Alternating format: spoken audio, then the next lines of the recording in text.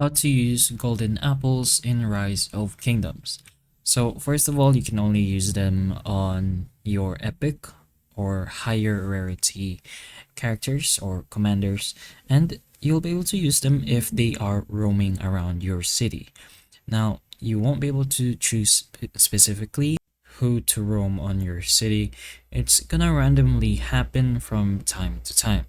And if it hasn't done already, you're gonna make sure your commander isn't busy. So make sure you're not having your commander on a rally, or just as long as they're not busy. Make sure you're doing that. And finally, you can go ahead and make sure your city hall is at level 12. And if you take a look at your academy, there's going to be a research in the economic section. Make sure you have done the metallurgy kind of technology.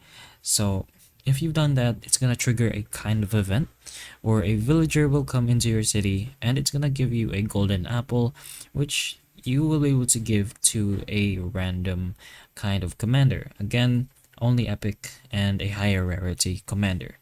But as of now, those are the only things that can trigger your commander roaming around your city.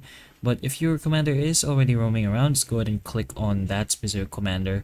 Let's say this statue over here is our commander. You can go ahead and press on that character that's moving around. You're gonna have to follow this character, and then you can open the status button on that commander, and then you'll be able to give the commander a golden apple. We can't really show it right now since we're in a different account, but you should be able to do this once you meet the specific requirements. But that's technically how you can use the golden apple in Rise of Kingdom. So hopefully the information of this video can help you. And if it can, please like and subscribe for more videos like this. And that's all.